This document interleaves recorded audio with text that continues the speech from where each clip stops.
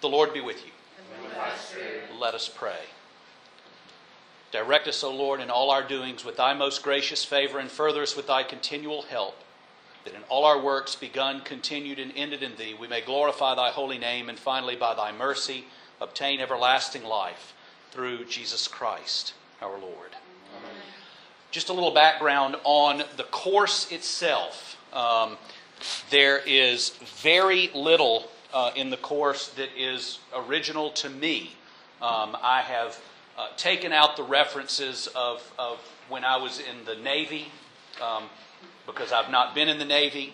Well, actually, I was in the Navy. I was in Navy ROTC for 2 years, but they didn't like my grades, and I didn't like being in ROTC, so we kind of met and kind of had a good agreement there, and we parted company. Of course, this is originally the course adopted by Father Homer Rogers, a priest of 35 years in the ministry, first at St. Barnabas in Denton, Texas, and then at St. Francis in Dallas. And Father Cantrell adopted these courses. He took them and ran with them. And I want to relay this little blurb about how this course affected him as a priest in the Diocese of Georgia in the early 1980s. He says, and this is Father Cantrell's words here, he says, in Hazelhurst, Georgia in 1981, they began with one family. The wife was an Episcopalian, the husband was not. And they spent several months recruiting people to come and take this course. And they only had a handful to begin with, but they started. It was essential for the missioner to make it clear that he will stick with it as long as there is anyone at all interested. As long as he had one person who would continue taking the classes with him, he would keep going. So they advertised in the newspaper every week, and slowly a few others came to the classes. A couple of Episcopalians came out of the woodwork and started attending the classes. And the first series of classes began on the feast of St. Thomas Aquinas, January 28th, 1981. In June, the course came to an end. They continued to meet during the summer for discussion on subjects of interest, and on the last Sunday of August, they began having Eucharist at 5 o'clock p.m. at Good Shepherd Roman Catholic Church. That allowed people who were attending other churches to try us out without initially cutting their existing ties. And in that way, St. Thomas Aquinas Episcopal Church in Baxley was founded. That church started as a result of this course. Because of its solid doctrinal and spiritual formation, it has survived long after his leaving, and having a supply priest for 9 months, getting a vicar who lived in the town of the parent church and then left after a year, and then after having several supply priests until finally a resident priest came who promptly moved the church to Baxley, from Hazelhurst to Baxley. And besides all that, about a year after Father Cantrell left, the founding family finally moved away as well. So basically that whole church turned over, but in 1981, a still surviving parish started as a result of the basics class. So you have in front of you the course itself. I don't deviate from it. I know Father Cantrell's practice was to basically, and this reads like a script. It's not a class per se in the sense of it's more a dialogue. It's a dialogue from me to you, but I think that Jay and Mary will concur with this. The bulk of what happens in the course is the discussion that revolves around the material that's presented here. So I've given it to you in a format that I hope is easy to follow along. You've got plenty of room for if questions come up or any notes come up in the lecture, please feel free to stop me if there is something you want me to go back or explain in a little bit more detail. You have at the beginning, you can kind of get an idea of where we're going. If you go to pages 2 and 3, you have the table of contents, and you'll notice we cover a lot of ground. Today is really more of a, it's actually, this course is a combination of philosophy, theology, anthropology, and that's what gives it so much of its power, is it's not just simply a, here are things you need to learn, but here are things that will help you think and will help ground you in your Christian faith and your Christian walk. I'm going to put you on the spot. How many times have y'all been through the course? This is the 4th. I just sent him a text. You did? Okay. I said, here we are again. Here we are again. And I bet you would say every time you've taken it, you've heard something different. The discussion went in a totally different direction that led to different topics being either highlighted. Your age and your experience and where you are in your life experience has something to do with how this grabs you. So I hope that we will enjoy our time together. It's a big commitment. However, at the end of the day, the Christian faith is an even bigger commitment than just simply a 25-week course that you simply say, oh, I did that. That's nice. Let's move along. What I think you will find yourself doing, I know that Mo Yurda's husband, Steve, has, when we were cleaning the church out, when we moved back in 2 years ago, we uncovered a whole box of cassette tapes. We actually finally threw away Father Cantrell's tape duplicator. Cassette tape duplicator, by the way. And he actually gives you, he says the lecture is recorded on a cassette, usually a C90, but sometimes a C120, talking about the minutes. And it tells you where you need to flip the tape over and all of that. Father C was unbelievable as far as his technology was concerned. I wish I could have experienced all of that.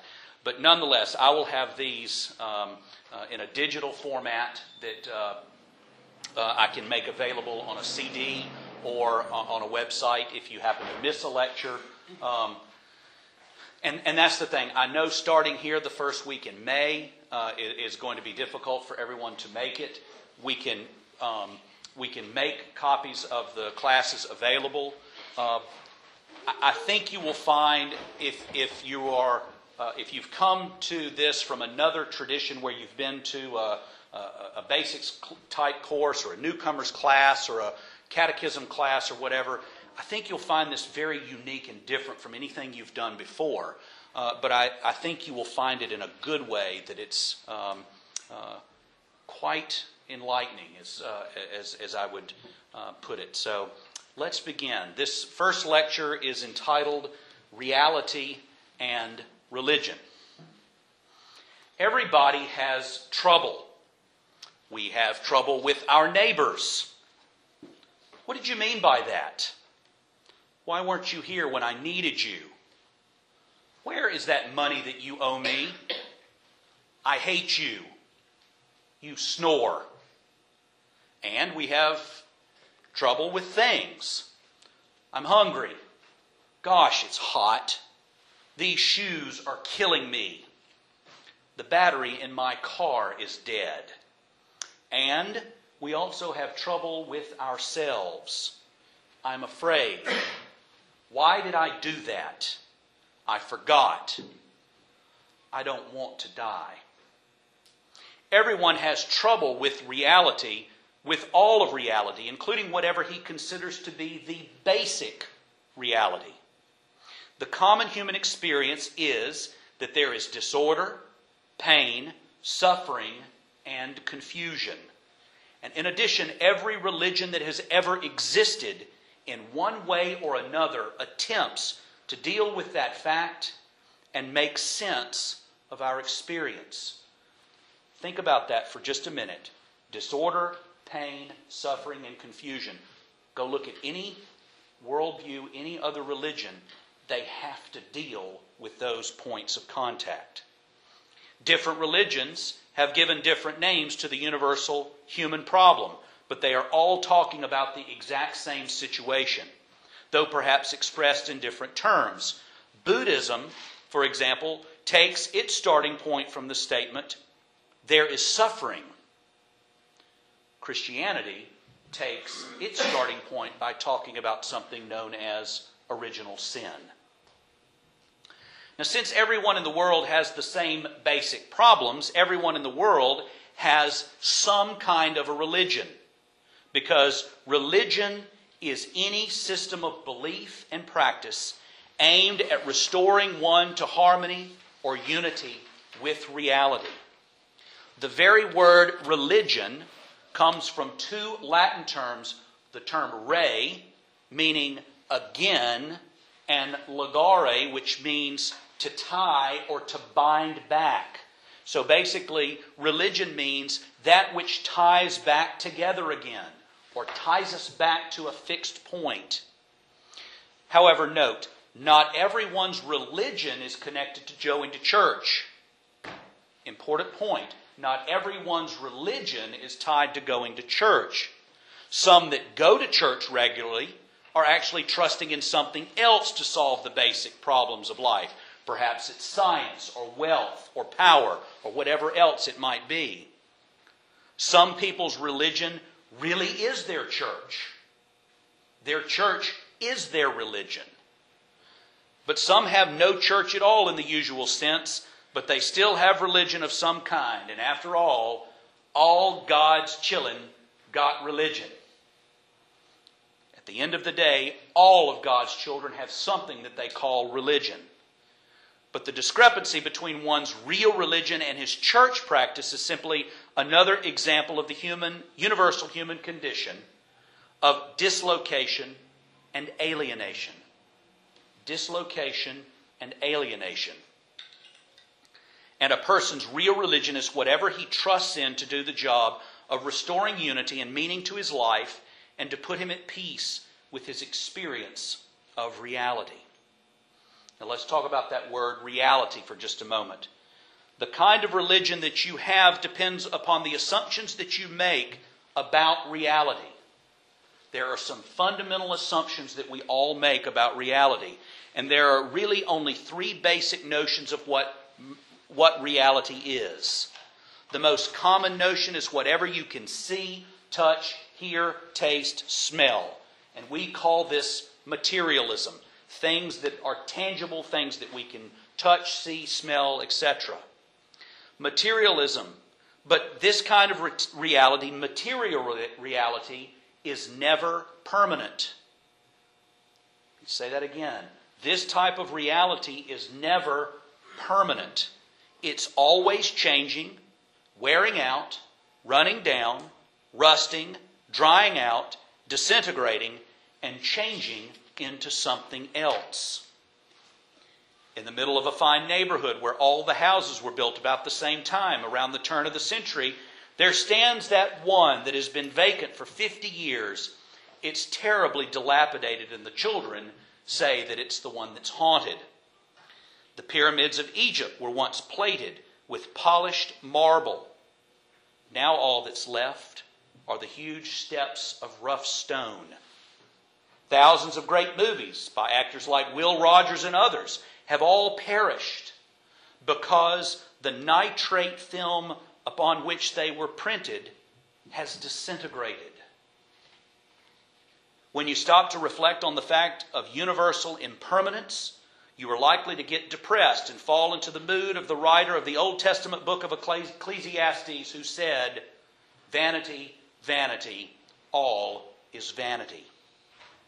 Especially after periods of great upheaval or rapid social change, people look around for that which seems to be dependable. The 1960s and 70s were a time of such turmoil. Many people were intoxicated with the idea of getting rid of all the old institutions that no longer seemed relevant. Now the mood is changing dramatically, and today people are looking for something to hold on to. They are looking for something with permanence. The next one we have is a notion of called idealism. In the 4th century BC, Plato was looking for that which was permanent, something that was real, something that was abiding. And he said something like this: little green apples grow up into mature red apples. Then they fall off the tree, and finally they decay and are gone. The next year the same thing happens, and the process repeats itself and goes over again and again. Apples evidently don't always abide. However, there is something about them that does always abide. And Plato called that thing appleness, or the idea of appleness. Now, I told you this was going to get philosophical in a hurry, but you need to kind of grasp this, and this will help unlock many things as we move forward. So thus there is a kind of reality which does not depend on the material world. 2 + 2 = 4. Whatever there is anything to have 2 + 2 of, or not, as in fact Pythagoras had observed before Plato. According to Plato, then, the ideas form a hierarchy. And at the top there is God, and under him the good, the true, and the beautiful. And down at the bottom there are the ideas of specific things, such as apples. The specific things of this world are not real, but they are only reflections of what is really real, that idea. The ideal notion of what an apple truly is. So Plato's approach to reality is thus called idealism. It is not to be confused with the more common use of the word that simply means that someone has high ideals. So let's make sure we don't confuse those two terms. Idealism is this, and Plato used it as, he called it the notion of the forms. There is something that for all eternity in the mind of God has always existed. And that's the perfect apple. Everything else that we have ever seen is simply a copy or an image or a reflection of what that perfect apple is in the mind of God. Now remember, this is Plato talking about this. There are pieces of this contained within Scripture, but this is an example of what Plato is getting at. Realism. Now, Plato, the philosopher, had a number of students. One of them was named Aristotle. And remember, everything that we have written by Plato, some of it is talking about his predecessor, Socrates. Now, there is a lot of confusion as to whether or not, how much of it is Plato and how much of it is his teacher, Socrates. So I have this script in front of me and I'm delivering this lecture. How much of it is Father Cantrell and how much of it is me, sometimes it's blurred. So when we say Plato, we're not sure if we're talking about Socrates or Plato or both or either or, but of course we do have writings from Aristotle, who was one of Plato's students.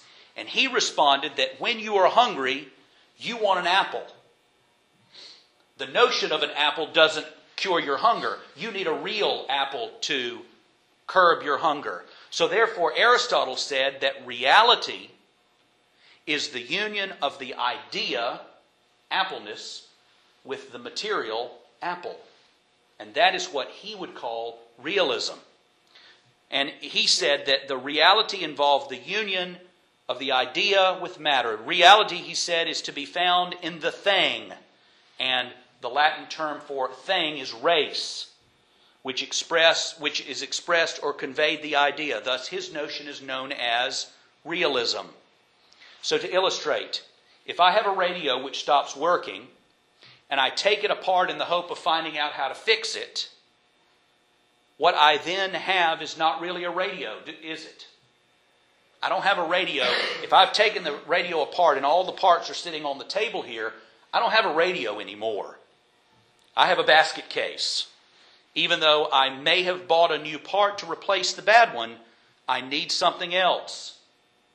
I personally need someone who understands how to put that radio back together so that I actually don't have a table full of parts, but I actually have a thing, a race, something real. So this together rightness, putting things back together, is called the form. The stuff it is made of is called matter. Reality, according to Aristotle, is the union of form and matter. In other words, a house is not simply a set of blueprints. Tom, you can take a look at a set of blueprints in your business and you can conceptualize what that house is going to look like. But that's not the house on paper. It's a plan for that house, but until it's actually completed, you don't actually have a house yet. You've got a plan. So, nor is a house all of the supplies you have at your warehouse. All of those can be assembled in the right way and put together a house, but right now all you have is supplies. So in other words, this is the marriage of pattern and matter. And isn't it interesting that union, pattern and matter, we get the same Latin, Greek words for father and mother, pater and mater. They fit together in a perfect union and harmony.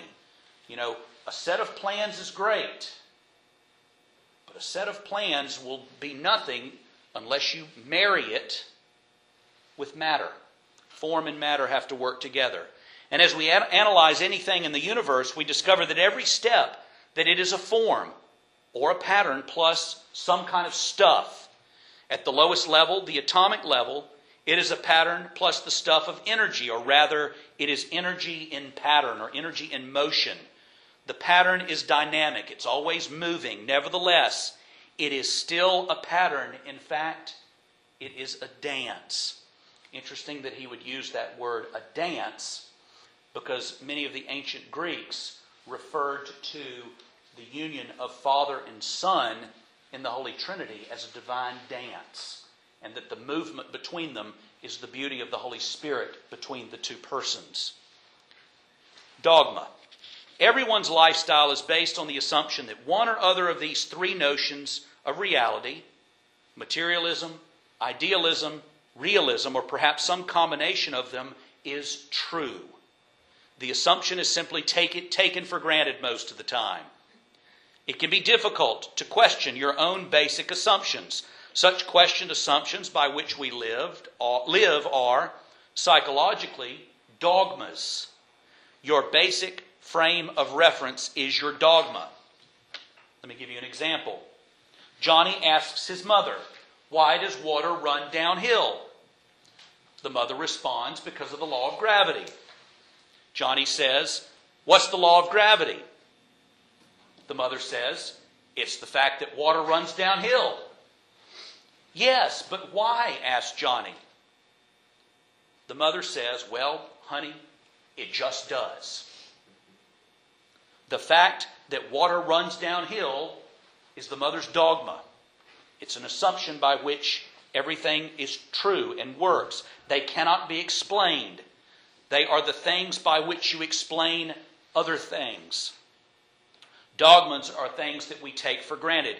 Everyone knows that. Unfortunately, today, everyone's dogmas are up for debate and questioned. So there's where some things are going very, very awry.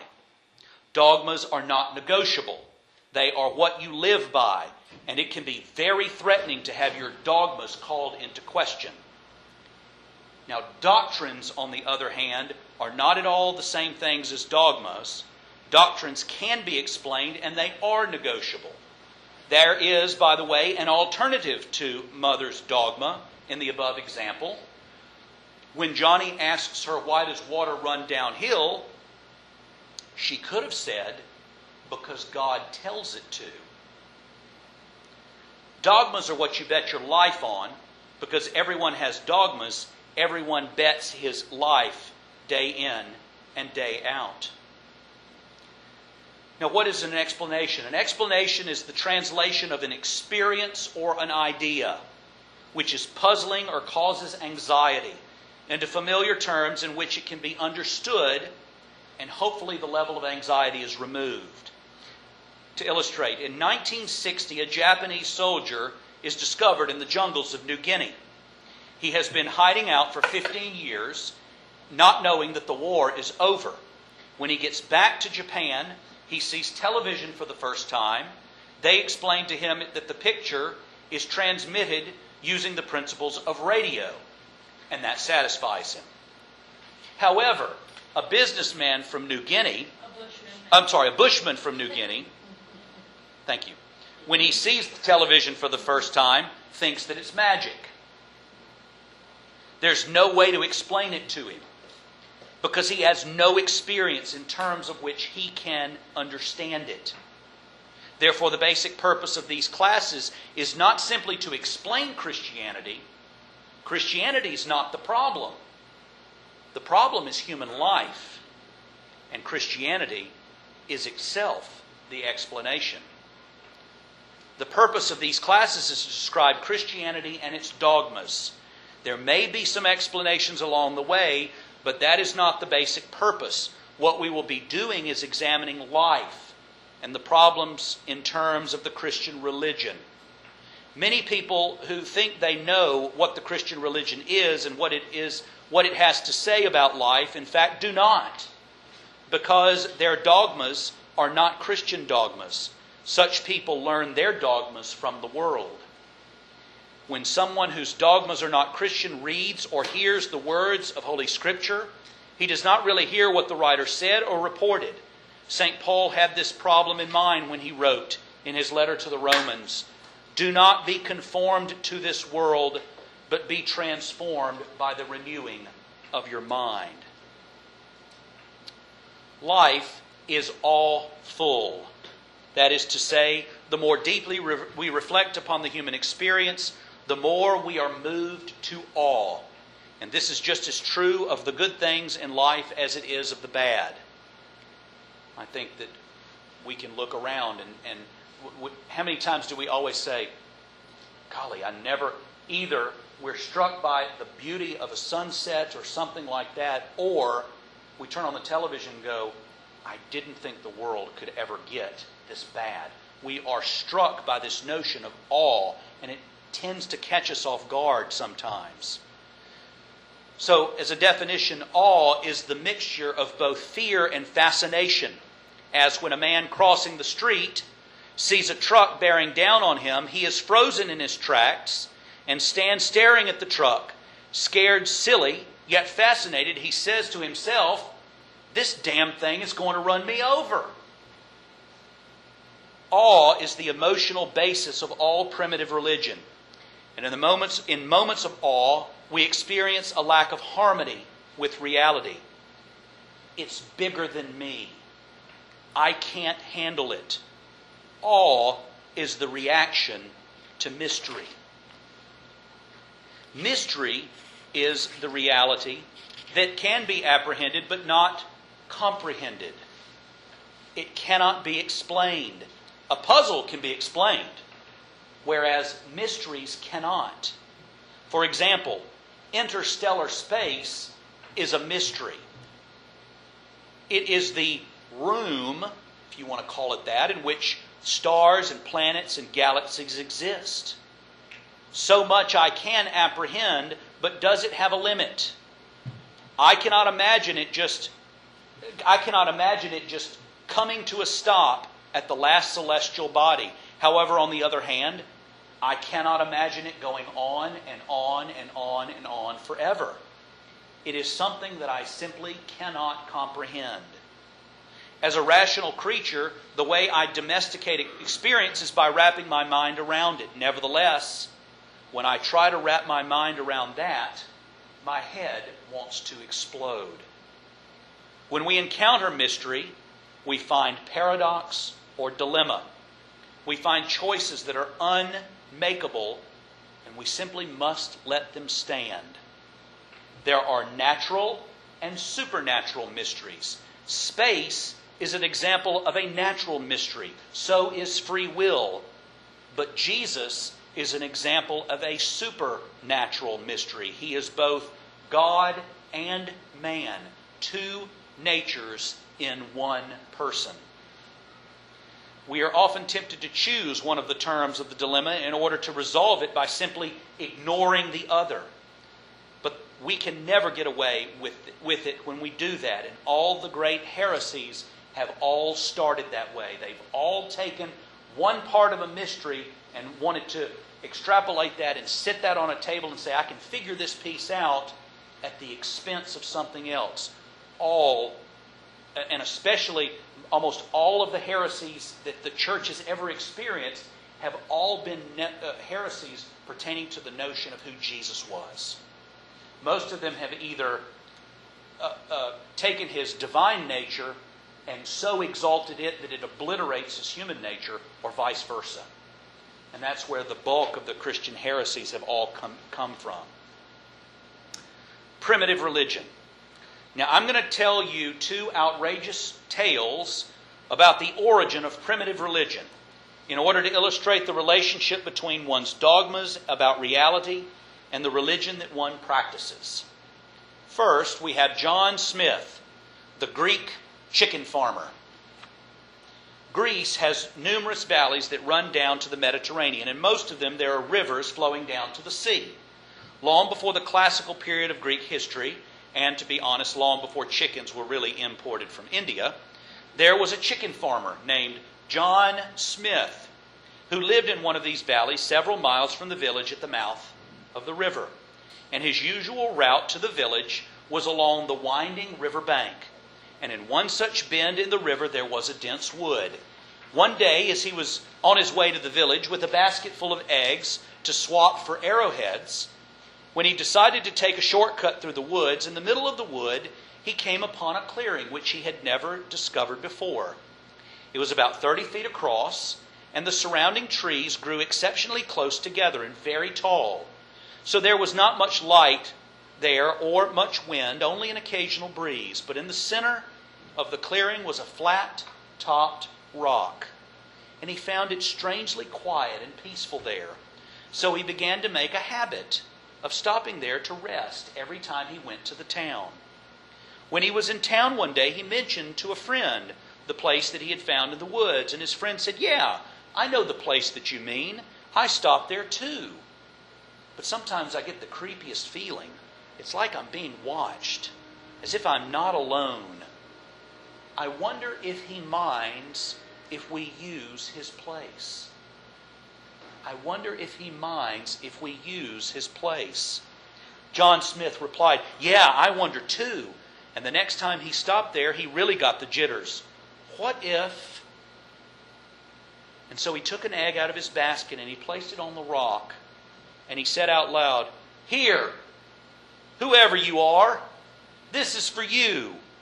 Thanks for letting me visit your place." John Smith, you see, had offered a sacrifice as a means of dealing with an experience of awe. Now, there are two parts to a sacrifice. One, something that is done, and B, something that is said to interpret and explain the thing that is being done.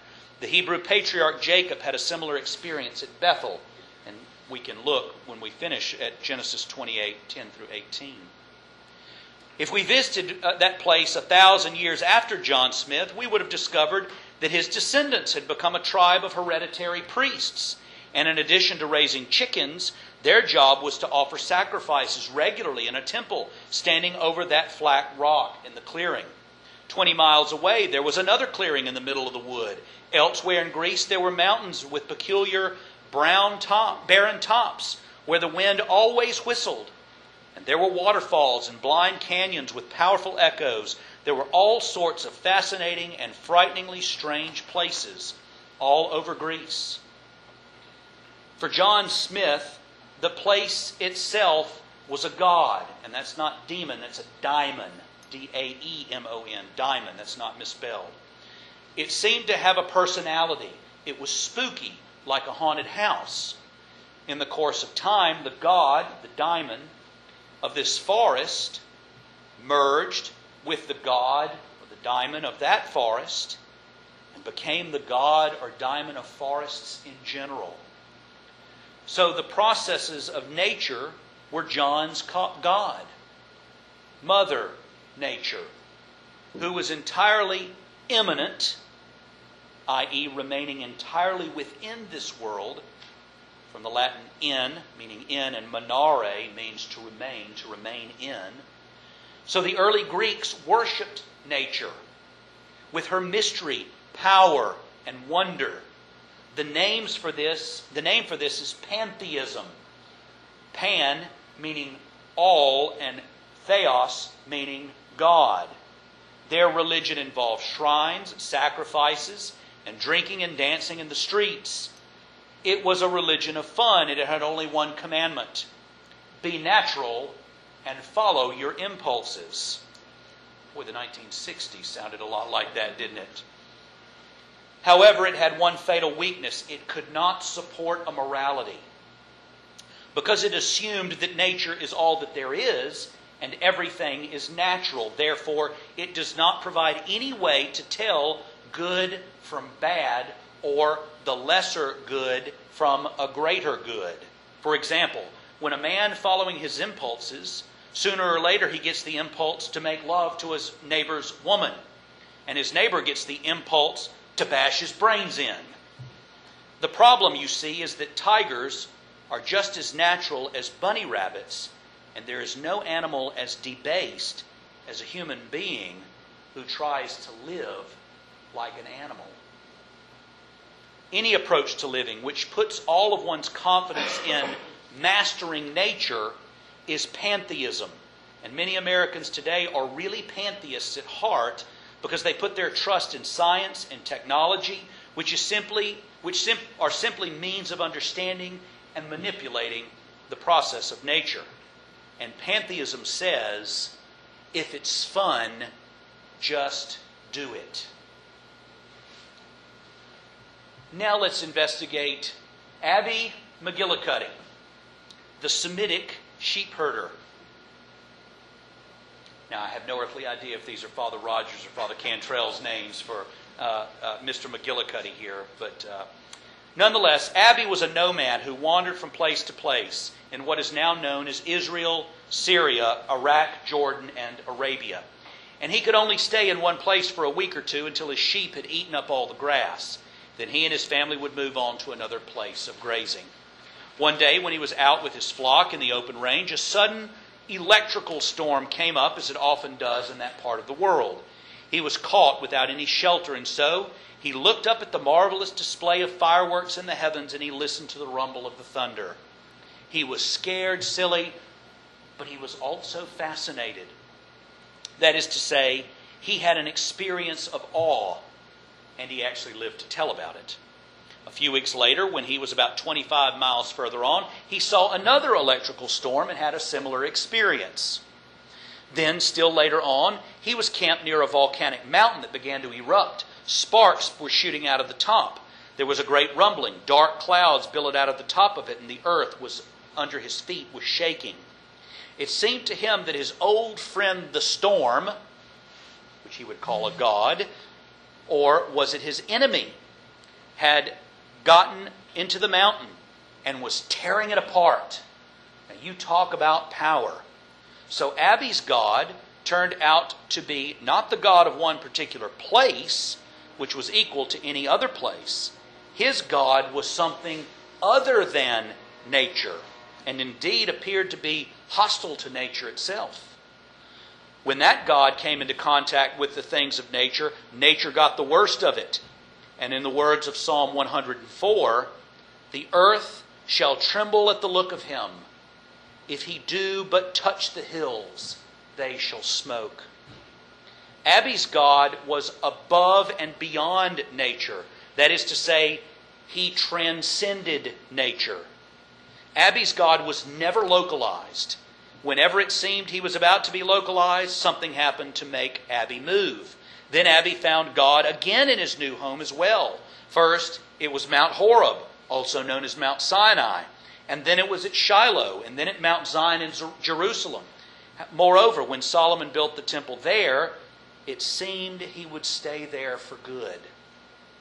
Even then, Abby was not allowed to keep his God there.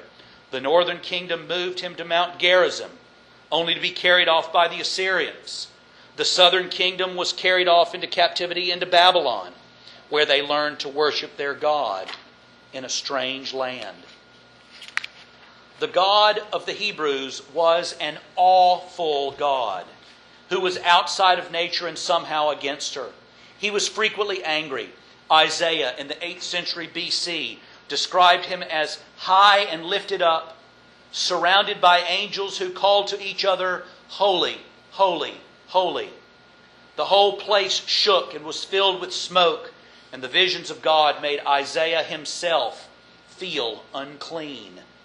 To Abi it seemed that he must turn his back on nature if he were to please this God. He must deny his impulses, so Abi was a Puritan. Abi's religion was always putting the damper on fun. If it's fun, don't do it. But Abi's religion did develop in really vigorous moral systems that are still around today. And there are a lot of Puritans around in America. Nevertheless, Abi could never be a thoroughgoing Puritan. No one can, short of suicide. We depend on nature for shelter and food. We have to eat. And it's actually fun to eat. Brant? Furthermore, at the direction of his God, Abi settled in the land of Canaan, which forced him to master farming. So he was always, by implication, a sacramentalist. We will discuss sacramentalism a little bit later. So now the choice. The ideal Greek was nude or semi-nude figure dancing on a hillside with a jug of wine in one hand and a flute in the other. The Greek sought God in nature by trying to become one with nature, trying to be natural. The ideal Hebrew was a prophet like Jeremiah or John the Baptist, who denounced sin and warned of the wrath of God to come. The Greek religion had no connection with morality. The great moral teacher Socrates was condemned to death for the crime of impiety. But the Hebrew prophets were always denouncing the people for trying to substitute the offering of sacrifices for obedience to God, which was even more important than sacrifice. As the prophet Samuel said to King Saul, to obey is better than sacrifice. And until Jesus came, mankind had a choice. The kind of religion the Greeks had, or a kind of religion that the Hebrew had. Greek pantheism said that God was locked up into nature, i.e. God remains in nature or is immanent only. For pantheists, nature is all there is, so in the end, they are all materialists. Hebrew transcendentalism said that God was outside the natural order and completely separated from it, completely beyond it. And transcendentalists tend to be Puritans. But the Hebrews were being led by God towards the sacramentalism of the Christian church. Jesus was born among the Jews, which compelled those who accepted him as God come in the flesh to combine the viewpoints of both Greeks and Jews. The Christian believes that the transcendent God, who was progressively revealing himself to the Jews, is also immanent in the world. Spirit and matter for the Christian are not enemies, but two aspects of reality, because God, who is pure spirit, is also flesh and blood in Jesus of Nazareth. That's why it's so important when in the Eucharistic prayer, when we talk about presenting ourselves as a sacrifice, we say soul and body. It's that connection of what's here, the body, the flesh, and the soul, that which we cannot grasp what our soul really is. I mean, that's not something that we can actually tangibly comprehend. It's that notion of both. So the man on the street tends to either be a Puritan or a materialist because it seems simpler to be one or the other.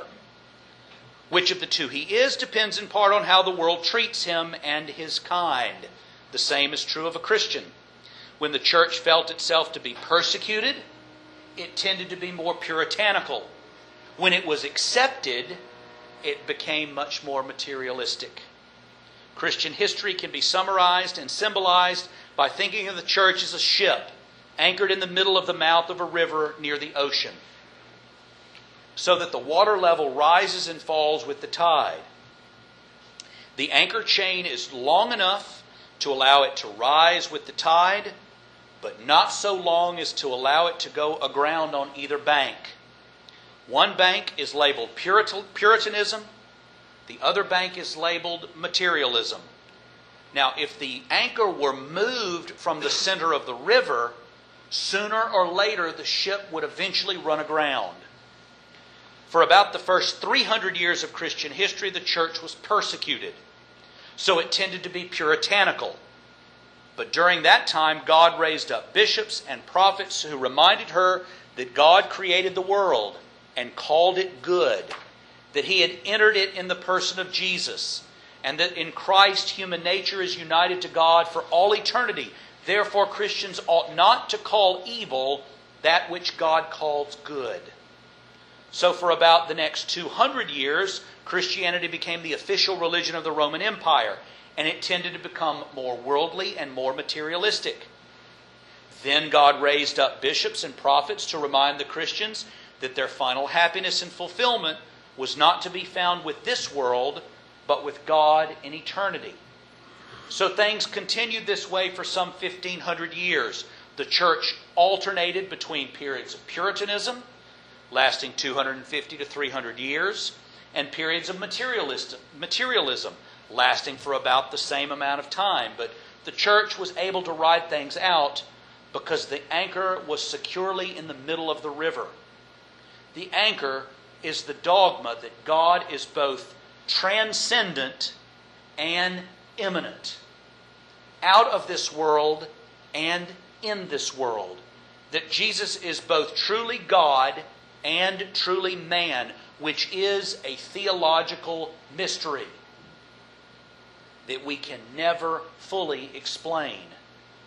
But around the year 1500 AD, when the church had been in one of its worldly phases for about 200 years, some of the prophets of that time lost their perspective and panicked.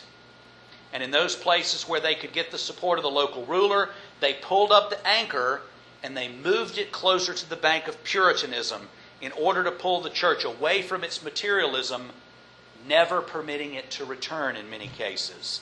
And that event is called the Protestant Reformation. In England, however, although some wanted the anchor moved, the temptation was resisted. Nevertheless, there was a serious effort to correct the abuses which materialism had introduced, but this was done without altering the fundamental nature of Christian belief and practice. Thus, the Church of England remained Catholic while becoming Protestant. And here we do need some definitions. Catholic refers to the kind of Christianity that has the anchor in the middle of the river. It's the kind of Christianity that existed universally before the Protestant reformers, especially John Calvin, the Lutherans, the followers of Zwingli, were the ones who tended to move that anchor closer to the Puritan bank. Protestant, in its original sense, simply meant protesting against the abuses within the life of the church, and in particular against the exaggerated claims of the Pope, the Bishop of Rome. The opposite of Protestant is papal, referring to the Pope. The opposite of Catholic is sectarian. It is not Protestant. The sectarian spirit leads to heresy and schism. Heresy means some form of Christianity that is one-sided or leaves out some part of the basic Christian belief. It often takes the form of overemphasizing some aspect of Christian truth at the expense of some other aspect. The word is derived from the Greek haeresis, which means choice. Heresy is choosing to leave something out, to pick and choose the parts that appeal to you. Their emphasis on God's transcendence made the reformers uncomfortable with the sacraments and the sacramental way of looking at things. in moving the anchor, they unintentionally fell into various forms of heresy because they were denying the materialistic side of reality. And in some places of Europe, there was such a strong reaction against what the Reformers wanted to do that it took nearly a century for many of the abuses to be dealt with. In those places where the Puritans won out, Christianity was perceived to be officially Puritan, and eventually it was often simply abandoned. People professed themselves to be enlightened, and atheism began to spread. This was characteristic of the 18th century Enlightenment, or the Age of Reason. It appeared to those people that there was a war going on between science and religion, when in fact it was a war between two false religions, Puritanism and materialism. There is, of course, no war at all whatsoever between true science and Catholic universal Christianity. Since the Reformation, the cycle of 250-year swings has continued, and we may now be coming to the end of what has been a period of worldliness for Christianity. During the last few centuries, there's been another cycle at work among some Christians in America, a cycle that has been superimposed on the basic pattern. After the Puritan Pilgrims had been in this country for a generation or so, they became relatively prosperous. And in New England, they were in effect, the established church. They seemed to get worldly in spite of their Puritan ideology. So a reaction occurred, and some of the brethren withdrew to form a new church, which would be really Christian, i.e. more puritanical. That lasted about a generation or so, and then a new, really righteous, or really Christian church had to be founded. So this went on and on and on until now. What do we look at the Christian landscape in America? It is littered with one person thinking, these folks have it wrong, I've really got it right. So come and follow me. And so now the landscape is just, there are factions and factions within factions, and it's almost like the Hatfields and McCoys. We don't know why we split from the original group, we just know we're not like them. So, looking at these turning points, let's look at these points. I mean, the text kind of explained it, but let's take a look at how this is almost followed in a nice pattern. Okay? AD 30, roughly when Jesus, the death, resurrection, and ascension of Jesus, Pentecost, the church tended to be puritanical because it was persecuted. Obviously, the first 300 years or so, until Constantine comes to power, and the Edict of Milan in 312 AD makes not only Christianity legal, but it becomes the religion of the Holy Roman Empire. 500 AD, the Roman Empire of the West falls to barbarians, and the church enters another period of austerity. In 800, Charlemagne is crowned emperor of the Holy Roman Empire, and the church becomes worldly again. Around the turn of the first millennium, the church becomes austere and vigorous. The Crusades are launched in 1095 to stem the tide of Islam and to free the Holy Land. In the 1300s, there's a level of peace. The Muslim threat to Europe subsides, and now materialism and moral decay occur. The Western Church is divided, with competing popes in Rome and Avignon. 1500, the Reformation begins. Puritanism becomes established in many parts of Europe, especially in those parts which had never been included within the classical Roman Empire, i.e. Scandinavia, Scotland, parts of Germany, Switzerland. Then in the mid-18th century, the Enlightenment, the Age of Reason, the rise of secularism, secular rationalism, fragmentation of puritanical Protestantism and its liberalization, enthusiasm, emotionalism, and an emphasis on feeling. The intellectuals are all materialists. And finally, here in the 20th and 21st century, 35 years earlier, it had seemed that we were on the threshold of the reunion of the church, but no longer. Instead, A drastic realignment seems in the making.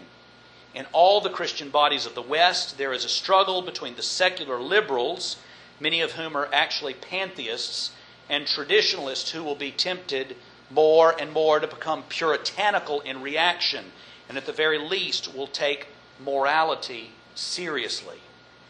And it's way too early to say what the outcome of this current struggle that we're in now will be, but it has certainly arrived right on time, and the battle has now been joined. So a couple of questions to ponder. What are your dogmas, your non-negotiables? If you win the bet and they turn out to be true, will you rejoice? Are there any dogmas on which you would rather bet your life? How about Christian dogmas? How about the Christian dogma? So the question remains, where do you place your bet?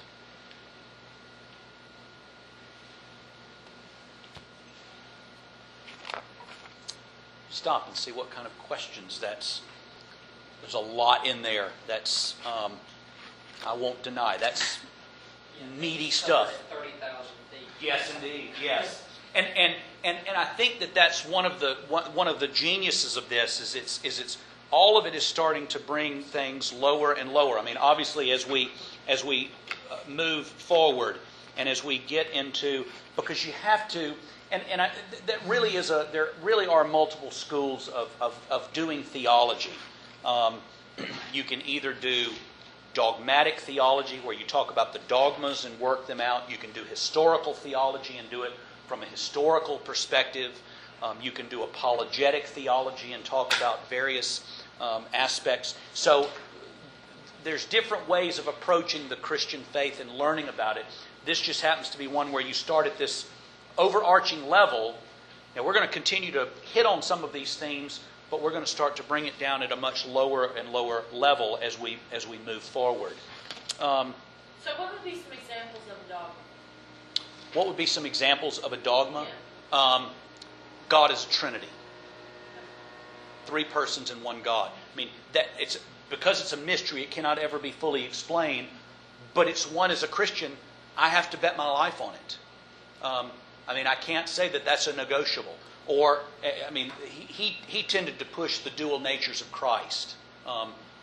Fully human, fully divine. In, I think it was 451 A.D., one of the church councils in Chalcedon put together what's known as the Chalcedonian definition of the 2 natures of Christ. That's a dogma of the church. I mean, that's one of those things, if you want to believe in Jesus' divinity all day long, but I've got a lot of questions about the humanity part. You can have those beliefs all you want to, but you can't do them as a Christian. I mean, that sounds harsh, but I mean, that's one of those dogmas that are non-negotiable. A materialist dogma would be eat, drink, and be merry, for tomorrow we die. That would be their mantra by which they live. You can't explain what that. Larry just went YOLO. Is the Pope's infallibility a dogma? Or is that what they call it, dogma? And that's a good question, and that's where so many people have taken exception with some of the parts of the Roman Church, is they've let things that should have remained at the doctrine level rise to the level of dogma. That says you can't be a part of the church if you don't accept this. And that's where so many people have, and that's where, in my opinion, Rome didn't have to go there. And I think it would be one of those places where Rome was attempting to impart upon its adherents some things where it really didn't have to. And it wasn't always, was it? No, Yeah. no, heavens no. I'd have to look up where the infallibility of the same, huh? Like the Greek Orthodox, Russian Orthodox, would those be more puritanical or materialistic?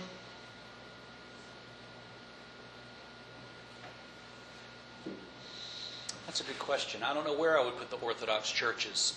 Actually, what I would do is I'd put them in the middle of the river.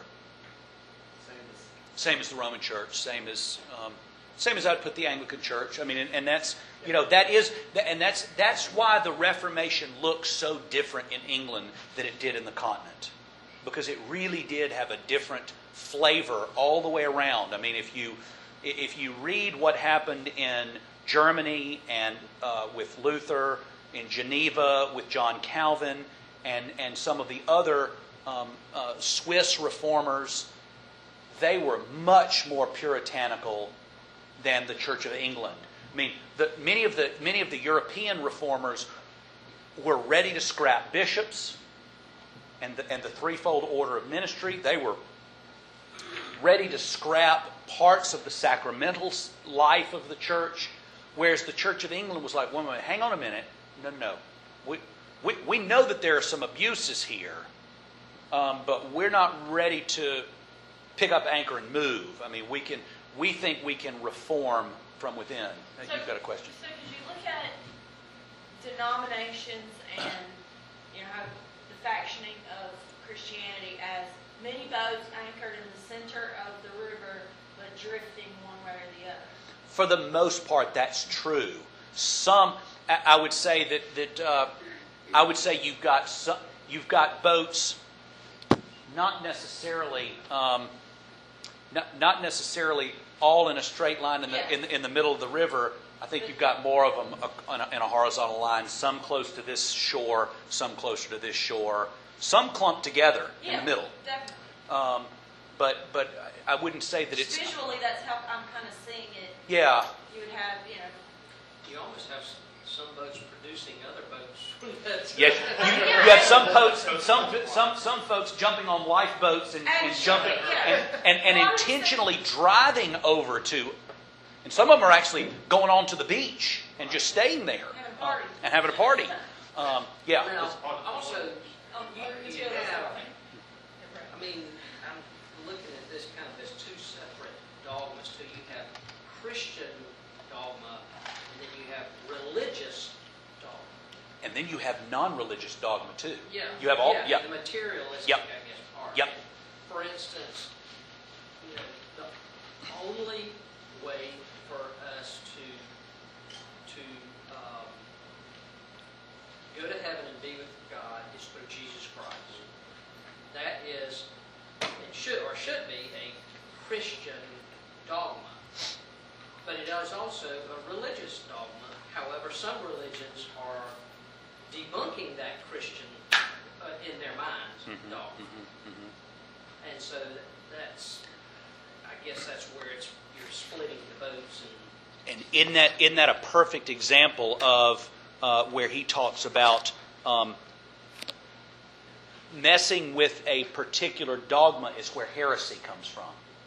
I'm trying to remember where. Here it is. It's in the middle of page 17. It says heresy means some form of Christianity that's one-sided or leaves out some part of the basic Christian belief. It often takes the form of overemphasizing some aspect of Christian truth at the expense of some other aspect. The word is derived from the Greek hierasis. Heresy is choosing to leave something out to pick and choose the parts that appeal to you. Where was that? It's middle of. Oh, is it 16? I'm sorry. I've got another copy after I've reformatted it. There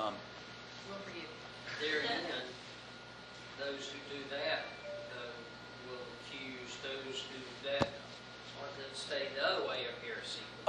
Or of being puritanical, or that's exactly right. Yes, that's exactly right. Yep.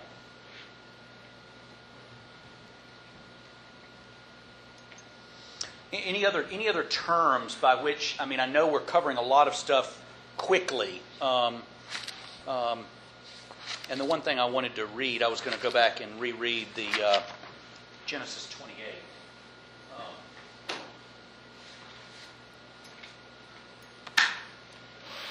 That notion of what Jacob did, this notion of sacrifice.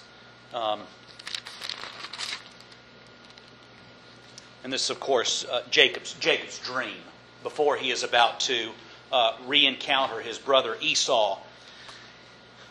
Genesis 28, chapter 28, verse 10. Jacob left Beersheba and went to Haran. And he came to a certain place and stayed there that night because the sun had set. And taking one of the stones of the place, he put it under his head and lay down in that place to sleep. And he dreamed.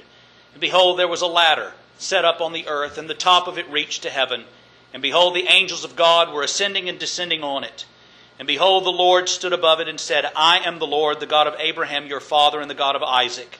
The land on which you lie I will give to you and to your offspring. Your offspring shall be like the dust of the earth, and you shall spread abroad to the west and to the east and to the north and to the south. And in you and in your offspring shall all the families of the earth be blessed. Behold, I am with you, and will keep you wherever you go, and will bring you back to this land, for I will not leave you until I have done what I have promised you. And then Jacob awoke from his sleep and said, Surely the Lord is in this place, and I did not know it. And he was afraid and said, How awesome is this place! There is none other than the house of God, and this is the gate of heaven. So early in the morning, Jacob took the stone that he had put under his head, and he set it up for a pillar and poured oil on the top of it. And he called the name of that place Bethel, but the name of the city was Luz at first. And Jacob made a vow, saying, If God will be with me, and will keep me in this way that I go, and will give me bread to eat and clothing to wear, so that I come again to my father's house in peace, then the Lord shall be my God. And this stone which I have set up for a pillar shall be God's house. And of all that you give me, I will give a full tenth to you. So that notion of offering, and he was in this place. It's almost like our nice farmer, Mr. Smith, puts the egg on the table, on the stone, and he says, Hey, you, whoever you are, wherever you are, this is for you. Thanks for letting me stop by. Jacob is, of course, having a full revelation of God being with him. And what does he do? He offers something to God. Pours oil on the stone, sets it up as a pillar, a memorial, and offers it back to him. Making it a place of... Yes, exactly. Something done and something said. He basically says, I was in a holy place. I didn't even know it. And of course, Jesus will then pick up on that theme, and he will totally blow away Nathanael at the end of John chapter 1 with the call of Nathanael. And of course, Nathanael goes, Can anything good come out of Nazareth? And of course, Jesus says to him, Behold, an Israelite in whom there is no guile. And he said, How did you know me? And Jesus says, Well, before Philip called you, I saw you under the tree. And he says to him, Nathanael says, Rabbi, you are the Son of God, the King of Israel. And Jesus says, Did you just believe in me because I said I saw you under the fig tree? He says, You will see greater things than these. Truly, truly, I say to you, you will see heaven opened and the angels of God ascending and descending upon the Son of Man. There's that imagery of Jacob's dream all over again. Jacob saw this commerce, if we want to call it that, of this interaction between heaven and earth. Jesus is now saying, you just wait. You only thought that story of Jacob was cool about him seeing this ladder. The angels are going to ascend upon the Son of Man. They're going to ascend and descend upon me. So it's kind of like, you just wait. Hang on for the ride. Is basically what Jesus is saying at the end of John 1. Any other comments, thoughts, questions? Where we are going next, lecture number 2 is the lecture on God, and that is an interesting lecture. And one of the things that we take for granted when we see the capital G, we know who we're talking about when we say the word God. So Bishop N.T. Wright in his big academic works, he always, unless he's in a very specific place, he always uses the lowercase g, not out of disrespect for God, but simply so the reader will say, let me ask the question, which God is he talking about? Is he talking about the Christian God, or is he talking about any other person, thing that is worshipped that someone else would use the word God? Or not use the word God, but you know that that's what they're implying. Many people don't want to use the word God, but you look at their life and they've got gods in all of these other areas. So, any other comments, questions? Yeah, Jay. Do we just have one dogma? I mean, like in our religion, or are there many of them? Yeah, I mean, obviously, the Trinity. Right. The Trinity is a dogma. What is that? The top dogma? Are there others? All? Well, I'm just trying to. I don't think that you could. Say that. I don't know that you could. Well, I guess you could say the Trinity is really the ultimate. I mean, it's because that explains who we're talking about when we use the word God. I mean, you have to use the Trinity, Father, Son, and Holy Spirit. I mean, that has to be.